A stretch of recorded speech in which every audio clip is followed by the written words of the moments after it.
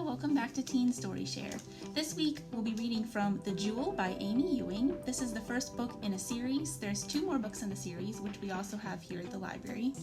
This is both a dystopian and a fantasy story. It takes place on an island that's divided into 5 levels, and the marsh is at the bottom. The jewel is at the very top. Our main character, Violet, is from the marsh, and she has been taken away from her family at the age of 12 and trained for 4 years to serve the royalty who lives at the top in the jewel. I would recommend this series to fans of Rochelle Mead's Glittering Court series, or fans of Kira Cass's Selection series, or the Matched series by Ali Conde. So if you read and enjoyed any of those, or if you're just a fan of dystopian or fantasy in general, you might enjoy this book. Let's get started. The Jewel by Amy Ewing. Chapter 1. Today is my last day as Violet Lasting. The streets of the marsh are quiet this early in the morning, just the plodding steps of a donkey and the clinking of glass bottles as a milk cart rolls by. I throw off my sheets and slip on my bathrobe over my nightdress. The robe is a hand-me-down from my mother, dark blue and worn at the elbows. It used to be huge on me, the sleeves hanging past my fingertips, the hem dragging on the floor. I've grown into it over the past few years. It fits me now the way it used to fit her. I love it. It's one of the few items I was allowed to bring with me to Southgate. I was lucky to be able to bring as many as I did. The other 3 holding facilities are stricter about personal items. Northgate doesn't allow them at all. I press my face against the wrought iron bars on my window. They are arched and curl into the shape of roses, as if by making a pretty pattern they can pretend they're something they're not. The dirt streets of the marsh glow dull gold in the early morning light. I can almost imagine they're made of something regal. The streets are what give the marsh its name.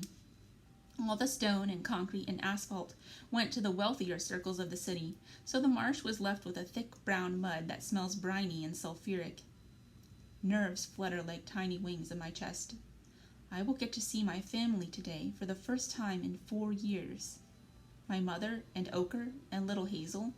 She's probably not so little anymore. I wonder if they even want to see me, if I've become like a stranger to them. Have I changed from who I used to be? I'm not sure if I can remember who I used to be. What if they don't even recognize me? Anxiety thrums inside me as the sun rises slowly over the great wall off in the distance, the one that encircles the entire lone city, the wall that protects us from the violent ocean outside, that keeps us safe. I love sunrises, even more than sunsets. There's something so exciting about the world coming to life in 1,000 colors. It's hopeful. I'm glad I get to see this one, ribbons of pink and lavender shot through with streams of red and gold. I wonder if I'll get to see any sunrises when I start my new life in the jewel. Sometimes I wish I hadn't been born a surrogate.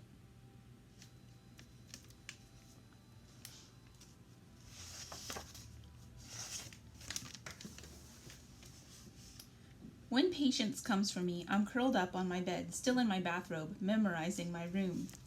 It isn't much, just a small bed, a closet, and a faded wooden dresser. My cello is propped in one corner. On top of the dresser is a vase of flowers that gets changed every other day, a brush, a comb, some hair ribbons, and an old chain with my father's wedding ring on it. My mother made me take it after the doctors diagnosed me, before the regimentals came and took me away. I wonder if she's missed it after all this time. I wonder if she's missed me the way I've missed her. A knot tightens in the pit of my stomach. The room hasn't changed much since I came here 4 years ago. No pictures, no mirror. Mirrors aren't allowed in the holding facilities. The only addition has been my cello. Not even mine, really, since it belongs to Southgate. I wonder who will use it once I'm gone. It's funny, but as dull and impersonal as this room is, I think I'll miss it. "How are you holding up, dearie?" Patience asks. She's always calling us things like that, dearie and sweetheart and lamb, like she's afraid of using our actual names. Maybe she just doesn't want to get attached. She's been the head caretaker at Southgate for a long time. She's probably seen hundreds of girls pass through this room. "I'm okay," I lie. There's no use in telling her how I really feel, like my skin is itching from the inside out and there's a weight deep in the darkest, lowest part of me. Her eyes scan me from head to toe, and she purses her lips. Patience is a plump woman with gray streaks in her wispy brown hair, and her face is so easily readable. I can guess what she's going to say next before she actually says it. "Are you sure that's what you want to wear?" I nod, rubbing the soft fabric of the bathrobe between my thumb and forefinger, and scoot off the bed. There are perks to being a surrogate. We get to dress how we want, eat what we want, sleep late on the weekends. We get an education, a good education. We get fresh food and water. We always have electricity, and we never have to work. We never have to know poverty, and the caretakers tell us we'll have more once we start living in the jewel. Except freedom. They never seem to mention that. Patience bustles out of the room, and I follow behind her. The halls of Southgate Holding Facility are paneled in teak and rosewood. Artwork hangs on the walls, smudges of color that don't depict anything real. All the doors are exactly alike, but I know which one we're going to. Patience only wakes you up if you have a doctor's appointment, if there's an emergency, or if it's your reckoning day. There's only one other girl on this floor besides me, who's going to the auction tomorrow, my best friend, Raven. Her door is open, and she's already dressed in a pair of high-waisted tan pants and a white V-neck. I can't say if Raven is prettier than me, because I haven't seen my reflection in 4 years. But I can say that she is one of the most beautiful surrogates in Southgate. We both have black hair, but Raven's is cropped short, stick straight and glossy. Mine falls in waves down my back. Her skin is a rich caramel color, with eyes nearly as dark as her hair, shaped like almonds and set in a perfect oval face. She's taller than me, which is saying a lot. My skin is ivory, in odd contrast with my hair color, and my eyes are violet. I don't need a mirror to tell me that. They're what I was named for. "Big day, huh?" Raven says to me, stepping into the hall to join us. "Is that what you're wearing?" I ignore her second question. "Tomorrow will be bigger." "Yeah, but we can't choose our outfits tomorrow, or the day after that, or, well, ever again." She tucks her hair behind her ears. "I hope whoever buys me lets me wear pants." "I wouldn't get your hopes up, dearie," Patience says. I have to agree with her. The Jewel doesn't seem like the type of place where women wear pants, unless maybe they're servants who work in the unseen places. Even if we get sold to a merchant family from the bank, dresses will probably be the required attire. The lone city is divided into 5 circles, each separated by a wall, and all of them but the Marsh have nicknames based on their industry. The Marsh is the outer circle, the poorest. We don't have industry. We just house most of the laborers who work in the other circles. The 4th circle is the farm, where all the food is grown. Then the smoke, where the factories are. The 2nd circle is called the bank, because it's where all the merchants have their shops. And then there's the inner circle, or the Jewel, the heart of the city, where the royalty lives, and where, after tomorrow, Raven and I will live as well. We follow Patience down the wide wooden stairs. Scents from the kitchen waft up the staircase, fresh-baked bread and cinnamon. It reminds me of when my mother would make sticky buns on my birthday, a luxury we could almost never afford. I can have them whenever I want now, but they don't taste the same. We pass one of the classrooms. The door is open, and I pause for a moment to watch. The girls are young, probably only 11 or 12, new, like I was once. Back when augury was just a word, before anyone explained to me that I was special, that all the girls at Southgate were. That, thanks to some genetic quirk, we had the ability to save the royalty. The girls are seated at desks with small buckets beside them, and a neatly folded handkerchief next to each one. 5 red building blocks are spread out in a line in front of every girl. A caretaker sits at a large desk taking notes. Behind her on the chalkboard is written the word green. They're being tested on the first augury, color. I half smile, half wince, remembering all the times I took this test. I watch the girl closest to me turning an imaginary block in my hand, as she turns a bright red one in hers. Once to see it as it is, twice to see it in your mind, thrice to bend it to your will. Veins of green spread from where her fingers touch the block, creeping across the red surface like vines. The girl's eyes are screwed in concentration, fighting the pain, and if she can hold on just a few seconds longer, I know she'll have done it. But the pain wins, and she cries out and drops the block, red winning out over green, then grabs the bucket, coughing up a mixture of blood and saliva. A thin trickle of blood runs from her nose, and she wipes it away with the handkerchief. I sigh. The first augury is the easiest of the three, but she's only managed to change 2 of her blocks. It's going to be a very long day for her. Violet, Raven calls, and I hurry to catch up. The dining room is only half full. Most of the girls are already in class. When Raven and I enter, all talking stops. Spoons and cups are put down, and every girl in the dining room stands, crosses 2 fingers on her right hand, and presses them against her heart. It's tradition on Reckoning Day, acknowledging the surrogates who will be leaving for the auction. I've done it myself every year, but this feels strange, having it directed at me. A lump forms in my throat and my eyes itch. I can feel Raven tense beside me. A lot of the girls saluting us are going to the auction themselves tomorrow. We take a seat at our usual table, in a corner by the windows. I bite my lip, realizing that, in a very short amount of time, it won't be our table anymore. This is my last breakfast at Southgate. Tomorrow I'll be on a train.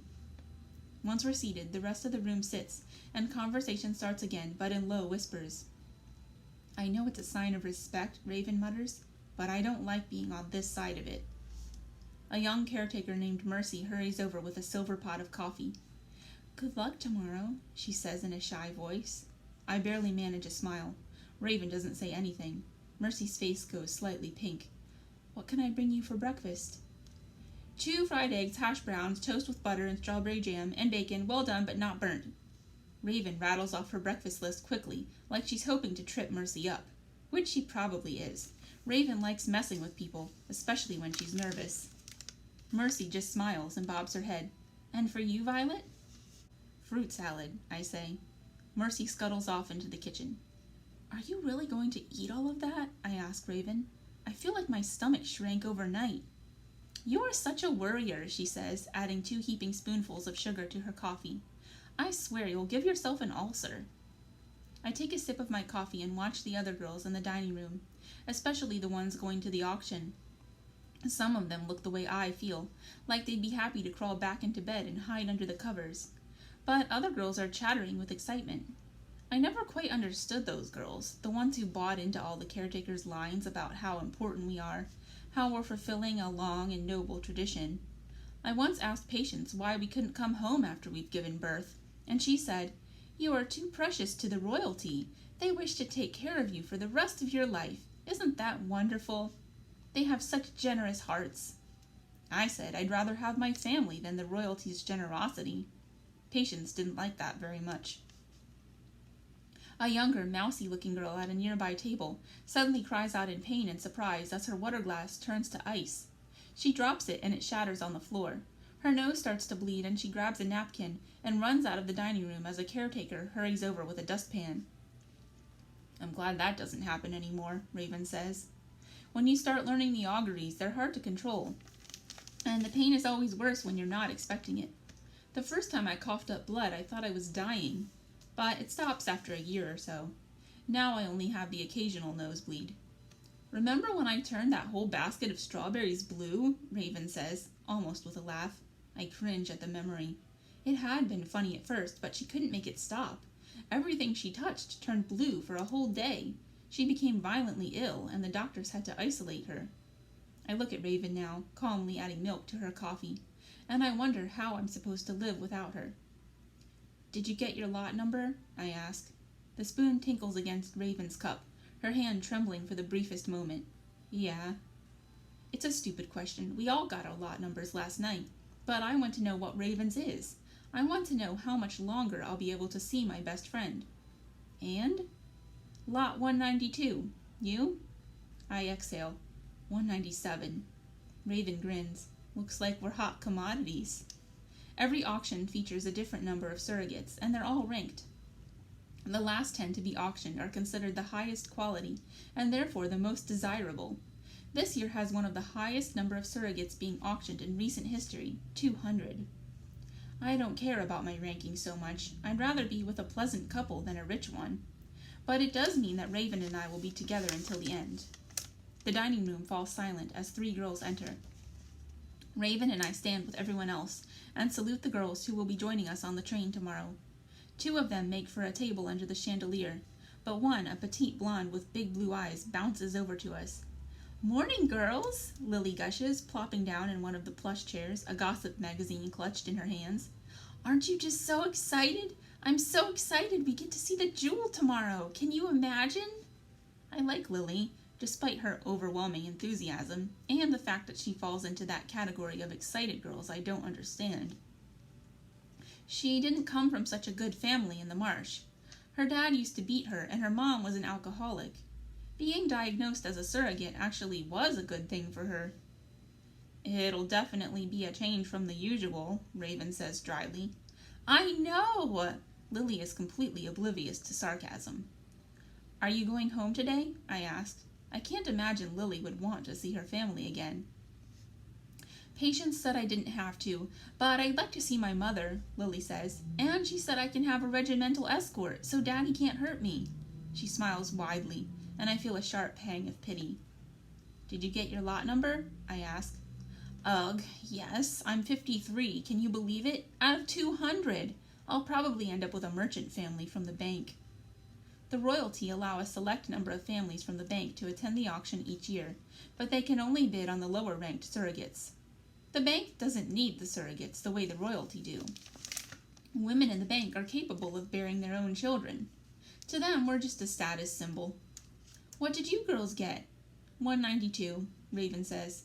197. I knew it! I knew you both would get amazing scores. Oh, I'm so jealous! Mercy bustles over with our breakfasts. Good morning, Lily. Good luck tomorrow. Thanks, Mercy, Lily beams at her.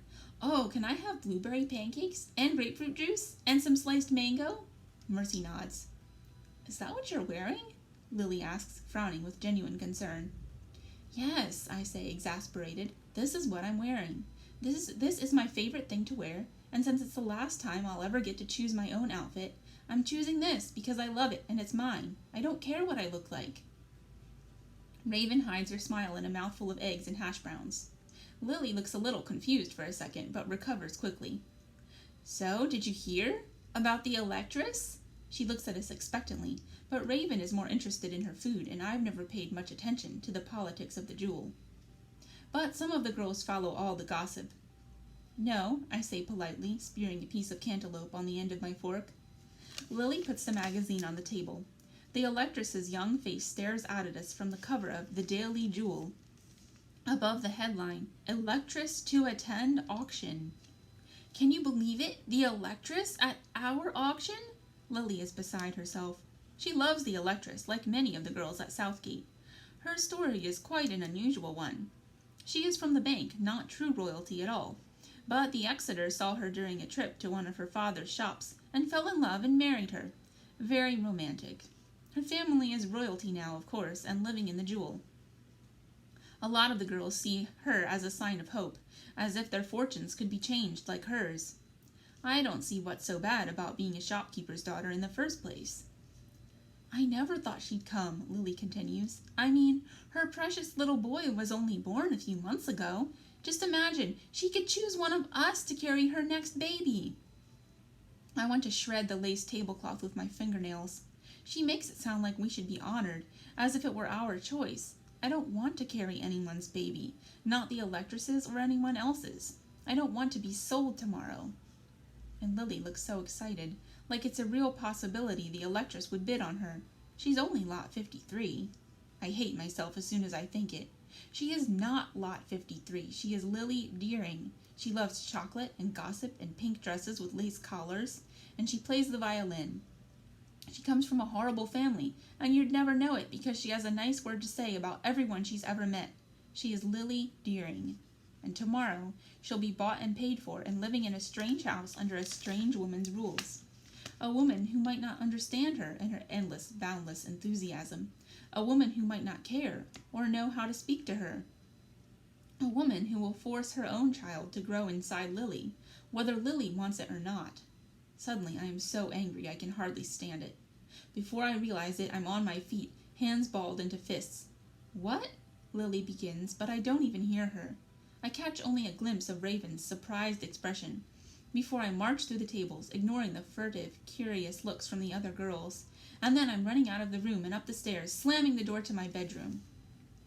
I grab my father's ring and shove it onto my thumb, the biggest finger I have, but the ring is still too big for it. I curl my fingers up into a fist around the chain. I pace back and forth across the tiny cell of my room. I can't believe I thought I'd miss it here. It's a prison, a place to contain me before I'm shipped off to become a human incubator for a woman I've never met. The walls start to close in, and I stumble into my dresser, knocking everything off it onto the floor. The brush and comb make tiny slapping sounds as they bounce off the wood, and the vase shatters, strewing flowers everywhere. My door opens. Raven looks from me to the mess on the floor and back again. Blood pounds in my temples, and my body is quivering. She picks her way across my room and wraps her arms around me. Tears well up and spill over, trickling down my cheeks and seeping into her blouse. We're quiet for a long time. "I'm scared," I whisper. "I'm scared, Raven." She squeezes me close, then starts picking up the scattered shards. I feel a hot surge of embarrassment at the mess I've made, and bend down to help her. We put the remains of the vase back on my dresser, and Raven wipes her hands on her pants. "Let's get you cleaned up," she says. I nod, and we walk hand in hand down the hall to the powder room. The girl who dropped the icy glass is in there, dabbing at her nose with a wet cloth. Her nosebleed has stopped, but her skin is covered in a light sheen of sweat. She starts at the sight of us. "Out," Raven says. The girl drops the cloth and hurries out the door. Raven takes a clean face cloth and soaks it with water and lavender soap. "Are you nervous?" I almost say. "About the auction?" but change my mind. "About seeing your family again?" "Why would I be nervous?" she says, wiping my face with the wet cloth. The scent of lavender is comforting. "Because you haven't seen them in 5 years," I say gently. "Raven's been here longer than I have." She shrugs, dabbing the cloth under my eyes. I know her well enough to drop the subject. She rinses out the cloth and starts running a comb through my hair. My heart thrums as I think about what will happen after this day. "I don't want to go," I confess. "I don't want to go to the auction." "Of course you don't," she replies. "You're not insane like Lily." "That's mean. Don't say that." Raven rolls her eyes and puts the comb down, arranging my hair over my shoulders. "What's going to happen to us?" I ask. Raven takes my chin in her hand and looks straight into my eyes. "You listen to me, Violet Lasting. We are going to be fine. We're smart and strong. We'll be fine." My lower lip quivers and I nod. Raven relaxes and gives my hair a last pat. "Perfect," she says. "Now, let's go see our families." Chapter 2. Electric stagecoaches take us through the dusty streets. Thick velvet curtains protect us from the flakes of dried mud that swirl through the air, the ones that used to stick to my skin as a child. I peek through the fabric, unable to help myself. I haven't been outside the holding facility since I was 12. The streets are lined with one-story mud brick houses. Some of the roofs are rotted or caving in. Children run half-naked in the streets, and pot-bellied men lounge in alleys or on stoops, drinking strong spirits from bottles hidden in paper bags. We pass an almshouse, its shutters closed, its doors padlocked. On Sunday, there will be a huge line down this street, families waiting for whatever food and clothing and medicine the royalty has donated to help the unfortunate. However much they send, though, it's never enough. A few streets later, I see a trio of regimentals pushing an emaciated boy away from a greengrocer's. It's been so long since I've seen any men besides the doctors who examine us. The regimentals are young, with large hands and noses and broad shoulders. They stop harassing the boy when my coach rolls past, standing at attention, and I wonder if they see me peeking through the curtains at them. I quickly cover the window. There are 4 of us in the coach, but not Raven. Her family lives on the other side of Southgate. The marsh is like the tire of a bicycle, encircling the outer reaches of the lone city. If the Great Wall should ever crumble, we'd be the first to go, consumed by the terrible ocean that surrounds us on all sides. Each circle of the city, with the exception of the Jewel, is divided into 4 quarters, north, south, east, and west, by 2 spokes that form an X. In the middle of each quarter in the marsh is a holding facility. Raven's family lives on the eastern side of Southgate, mine to the west. I wonder if Raven and I would ever have met if we hadn't been diagnosed as surrogates. No one speaks in the coach, and I'm grateful for that. I rub my wrist, feeling the hard circle of the transmitter they implanted just under my skin. We all got one before we left for our homes. It's only temporary, they'll dissolve in about 8 hours. It's Southgate's way of enforcing the rules. Do not talk about what goes on inside the holding facility. Do not talk about the auguries. Do not talk about the auction. The coach drops us off one by one. I'm last. My whole body is trembling by the time I reach my house. I listen for some sign that my family is out there, waiting for me, but I only hear the dull thud of my pulse in my ears. It takes all my strength to reach out and turn the brass handle on the carriage door. For a fleeting moment, I don't think I can do it. What if they don't love me anymore? What if they've forgotten me? Then I hear my mother's voice. "Violet," she calls timidly. I open the door. They stand in a line, wearing what must be their best clothes. I'm shocked to see that Ochre has grown taller than my mother. His chest and arms are muscled, his hair cropped short, and his skin tough and tanned. He must have gotten a job in the farm. My mother looks so much older than I remember, but her hair is still the same red-gold color. There are deep wrinkles around her eyes and mouth. Hazel, though. Hazel is almost unrecognizable. She was 7 when I left, 11 now. All arms and legs, her sad, tattered pinafore hangs loose on her bony frame. But her face is just like Father's. She has his eyes exactly. We have the same long, black, wavy hair. This makes me smile. Hazel edges a little closer to Ochre. "Violet?" my mother says again. "Hello," I say, surprised by my formality. I step out of the carriage and feel the thick marsh dust between my toes. Hazel's eyes widen. I don't know what she thought I'd be wearing, but probably not a nightdress and bathrobe. None of my family is wearing shoes. I'm glad I'm not either. I want to feel the dirt beneath my feet, the grimy dust of my home. There is a second of awkward silence. Then my mother stumbles forward and throws her arms around me. She is so thin, and I notice a slight limp that I'm sure she didn't have before.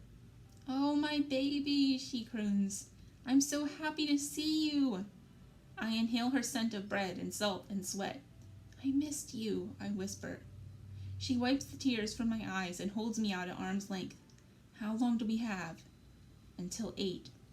My mother opens her mouth, then closes it with a tiny shake of her head. "Well then, let's make the best of it." She turns to my siblings. "Ochre, Hazel, come hug your sister." Ochre strides forward. When did he get so big? He was only 10 when I left. When did he become a man? "Hey, Vi," he says. Then he bites his lip, like he's worried about addressing a surrogate so informally. "Ochre, you're huge," I tease. "What has Mother been feeding you?" "I'm 6 feet," he says proudly. "You're a monster." He grins. "Hazel," my mother says, "come say hello to your sister." Then Hazel, my little Hazel, who I used to sing to at night and sneak cookies to after lights out, and play Jewel in the Crown with in our backyard, turns her back on me and runs into the house. "She just needs a little time," Mother says a few minutes later, as she pours me a cup of chrysanthemum tea. But time is something I don't have. I take a sip of tea and try as hard as I can not to make a face. I've forgotten the bitter, astringent flavor. My taste buds, so used to coffee and fresh squeezed juice. Guilt slides into my stomach as I swallow. My mother and I sit at the wooden table on chairs that my father made. The house is smaller than I remember it. Only one room for the kitchen and sitting area. There is a sink, a little paraffin stove, a side table with a cabinet underneath for plates and cutlery. There is only one couch, its stuffing poking out in places, and a rocking chair by the fireplace. My mother used to knit in that chair. I wonder if she still does. "Hazel doesn't remember me," I say glumly. "She does," Mother replies, "just not how you are now. I mean, goodness, Violet, look at you." I look down. Do I really look that different? My arms are plumper than hers, and my skin has a healthy pink flush to it. "Your face, sweetheart," Mother laughs gently. My throat goes tight. I haven't seen my face in a while. She purses her lips. "Would you like to see it now?" I can't swallow. My hand slips into the pocket of my robe and I squeeze my father's ring. "No," I whisper. I don't know why, but the thought of my reflection terrifies me. I stare at my mother's hand folded in her lap. They are gnarled with arthritis, blue veins popping out like rivers in a topographic map. "Where's your ring?" I ask. Her cheeks turn pink and she shrugs. "Mother," I press, "what happened to your ring?" "I sold it." I can feel my eyes bugging out of their sockets. "What? Why?" She looks at me, her expression defiant. "We needed the money." "But I shake my head, bewildered. What about the stipend? A yearly stipend is given to the families of the surrogates, compensation for the loss of a daughter. My mother sighs. The stipend isn't enough, Violet. Why do you think Ochre had to drop out of school? Look at my hands. I can't work as much as I used to. Do you want me to send Hazel to the factories? Or the orchards? Of course not. I can't believe she would even suggest that. Hazel is too young to withstand the brutal labor in the farm. There's barely an ounce of muscle on her. And she'd never survive the smoke. I cringe at the thought of her operating some heavy piece of machinery, choking on the dust that saturates the air. Then don't judge how I provide for this family. Your father, rest his soul, would understand. It's only a piece of gold. She wipes her hand across her forehead. It's only a piece of gold, she mumbles again. I don't know why I'm so upset. She's right. It's just a thing. It's not my father. I squeeze his ring one last time, then take it out of my pocket and place it on the table. Here, you can have this back now. I can't keep it anyway. There's a look in my mother's eyes as she picks up the ring, and I see what it cost her to sell hers. Thank you, she whispers. Can I keep the bathrobe? I ask. She laughs, and her eyes glitter with tears. Of course, it fits you so well now. It'll probably get thrown out, but I'd like to keep it for as long as I can. She reaches out and squeezes my hand. It's yours. I'm surprised they let us visit you in your pajamas. We can wear whatever we want, especially today. Silence falls, pressing down on me like a pillow, smothering all the things I want to say. A fly buzzes in the window over the sink. My mother strokes the back of my hand with her finger, her expression distant, worried. They do take good care of you there, don't they? She asks. I shrug and look away. I can't really talk to her about Southgate. Violet, please, she says, please tell me. You can't imagine how hard it's been. On me, on Hazel, and Ochre. First your father, and look at you, you're all grown up, and I missed it. A single tear escapes and runs down her cheek. I missed it, baby. How am I supposed to live with that? A lump forms in my throat. It's not your fault, I say, staring very hard at her hands. You didn't have a choice. No, my mother murmurs. No, I didn't. But I lost you all the same. So please, tell me some good has come out of it. Tell me you have a better life. I wish I could tell her that I do. I wish I could tell her the truth about the 3 auguries and the years of pain and the endless tests and the doctor visits. I wish I could tell her how much I've missed her, how there is more tenderness in her fingers stroking my hand than in all the caretakers combined. I wish I could tell her how much I love playing the cello, how good I am at it. I think she'd be proud of me, if she knew. I think she'd like hearing me play. The lump in my throat is so swollen I'm amazed I can still breathe.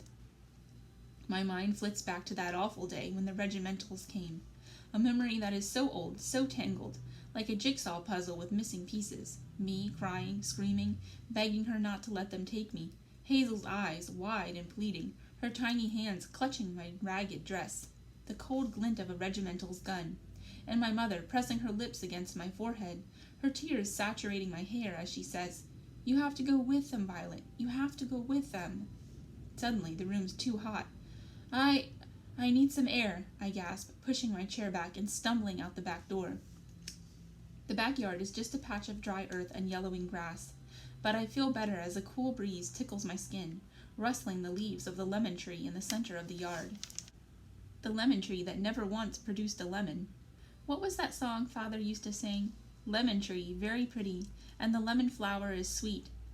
It was some sort of analogy about the dangerous nature of love, but all I remember thinking whenever he sang it was how much I wanted to eat a lemon.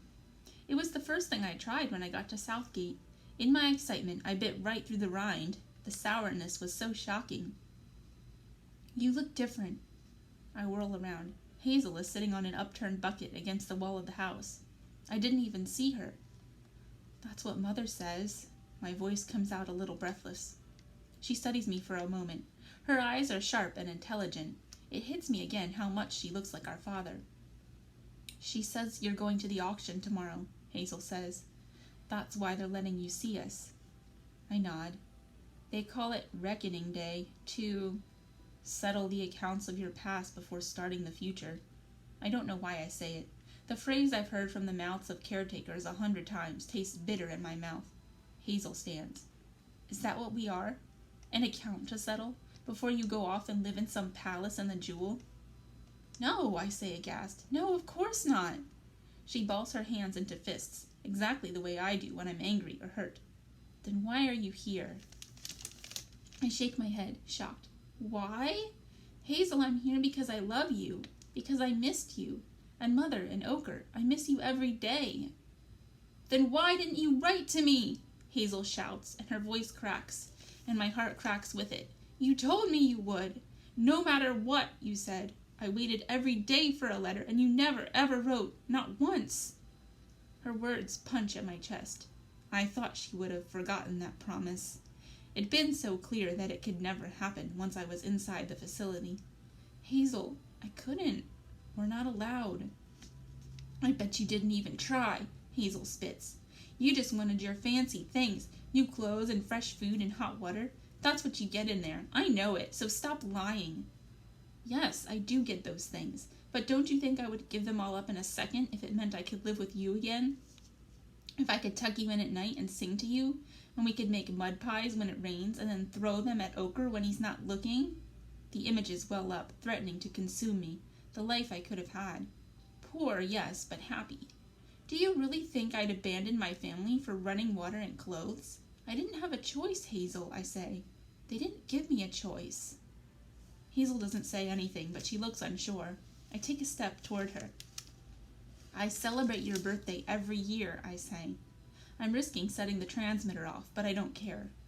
I make them bake a cake, chocolate with vanilla frosting, and they write your name on it in green icing and put a candle in it, and my friend Raven and I sing happy birthday. We do that for Raven's brother, too, and Ochre. Hazel blinks. You do? A tear trickles down my cheek and lands on the corner of my mouth.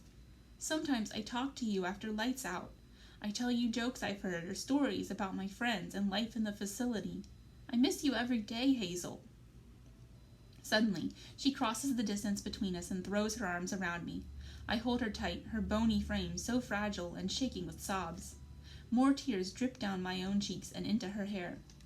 I thought you didn't care. Her voice is muffled by my robe. I thought you left me forever. No, I whisper. I'll always love you, Hazel. I promise.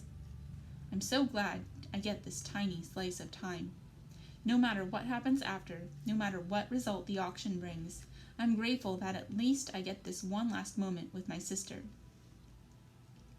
Dinner that night is a small roast duck that is mostly bones, boiled potatoes, and a few wilted string beans. I feel guilty thinking of all the dinners I've eaten, the endless choice of the freshest foods, and my family treats this humble meal as though it's a feast fit for the electress. Ochre's brought cream from the dairies, Hazel exclaims, tugging on my sleeve. We can have ice cream for dessert. What a treat, I say with a smile, before passing the potatoes to Ochre. So, you work in the dairies? Ochre nods. Most of the time, he says, scooping a large amount of potatoes onto his plate. Mother grabs the bowl away from him before he can take them all. I like working with the animals. The foreman says in a year I could start learning to plow the fields. His chest puffs out a little as he says it. As long as I can keep working for the House of the Flame, I'll be happy. They treat their workers fairly, give us good long water breaks and decent hours and everything. Remember Sable Tersing? He works for the House of the Light, and apparently they're awful. The foremen have whips, and they're not afraid to use them, and they'll dock your pay if they catch you smoking or... What is Sable Tersing doing smoking? Mother demands. Ochre flushes. No, I didn't mean Sable, just that... Ochre, I swear on your father's grave, if I catch you with a cigarette... Mother, Ochre rolls his eyes. All I'm saying is, it isn't fair to the workers, not knowing how you'll be treated from one royal house to the next. There should be fixed rules, and we should be allowed to take our case to the Exeter if they aren't enforced. Oh, yes, because I'm sure the Exeter has nothing better to do than listen to the complaints of a few teenage boys, Mother says, but I can't help smiling. You sound like Father, I say to Ochre. He scratches the back of his neck in a self-conscious sort of way and shovels a few potatoes into his mouth. He made some good points, Ochre mumbles through the food. Hazel tugs on my sleeve again, demanding my attention. I'm in the top of my class at school, she says proudly. Of course you are, I say. You're my sister, aren't you? Mother laughs. You didn't get into nearly as much trouble as this one. The year has only just started and she's been in 2 fights already. Fights? I frown at my sister. Who have you been fighting, Hazel? Hazel shoots our mother a look. No one, just some stupid boys. Yes, and if it happens again, there'll be extra chores and no games for a week, Mother says sternly. Hazel pouts at her plate. Jealousy twists inside me, listening to the daily life of my family. There's so much love around this table, it's tangible, a real, pulsing, living thing. I watch as Ochre and Hazel bicker, and Mother laughs and shushes them. I can see how I would have fit in here, how I should have completed this family. I'm seized by the desire to make sure my mother knows I'll be all right, even if I don't believe it myself, even if it's a lie. I don't want to do anything to endanger the happiness in this room. You don't have to worry about me, I say. Everyone falls silent and stares. I probably shouldn't have said it so bluntly. I look at my mother. I'll be okay. She puts down her fork. I force a smile on my face and hope it looks genuine. Tomorrow I'll be living in the Jewel. Isn't that exciting? I'm sure they'll take great care of me there. Hazel's eyes are wide as saucers. But you should know, please know how much I love you, all of you. My voice falters and I take a sip of water. My mother's eyes are filled with tears and she presses a hand against her mouth. If there was any way I could stay with you, I would. I'm so proud to be a part of this family. Please know that. Their eyes burn into me, and suddenly I can't look at them anymore. The fire is low in the grate, and I stand. The fire's dying, I say awkwardly. I'll get more wood. I rush out the back door, gulping at the cold night air, my hands shaking. Don't cry, I tell myself. If I cry, they'll see how scared I am. I can't let them see that. They have to think I'll be happy. I lean against the wall of the house and stare up at the night sky, glittering with stars. At least wherever I end up, it'll be under the same sky. Hazel and I will always look at the same stars. I turn to the woodpile, when my gaze falls on the lemon tree, silver in the moonlight, and an idea hits me. The third augury, growth. I hurry over to it and run my hand against its familiar bark. This will hurt, but I don't care. The pain will be worth it, for once, and I know I can do it. I'm the 3rd best augury student at Southgate. I find a small knot in one of the branches and press my hand against it, repeating the words in my head. Once to see it as it is, twice to see it in your mind, thrice to bend it to your will. I picture what I want in my mind. A heat builds in the center of my palm. At the same time, the ache begins at the base of my skull. I can feel the life of the tree, a moving, shimmering thing, and I pull at it, tugging on it like strings on a marionette, drawing it out. A tiny lump forms under my palm, a green leaf peeking out between my fingers. The tree resists a little, and I gasp as fire rips down my spine. And it feels like needles are being shoved into my brain. My back arches, and my head spins. But I've experienced worse pain in my 4 years at Southgate, and I'm determined to succeed in this. I force myself to focus, biting my lip hard to keep from crying out, coaxing the threads of life one by one, like strands of a gossamer, pulling them out, shaping them, and the lump grows bigger until it fits comfortably inside my hand. A lemon. I release it, and my knees buckle. My palms hit the ground, and I stay doubled over, panting. A few drops of blood splash on the dirt, and I wipe my nose with the back of my hand. I lean my forehead against the tree and count backward from 10, the way patience taught us, and gradually the pain subsides until all that's left is a dull ache behind my right ear. Shaking, I get to my feet. The lemon is perfect. Its skin a rich yellow, its plump little body dangling from the branch. Hazel will love it. I can still feel the life of the tree inside me too, and I know that I've given a piece of myself to it. This tree won't be barren anymore. I turn away, picking up some wood off the pile, and head back inside to join my family. Okay, and if you want to know what happens next, you can check out this book at the library. We are open for curbside pickup only for the foreseeable future. So if you want to check out books, you can just request them through our website, or you can call us. All right, I hope you enjoyed the story today. Have a great weekend. Bye!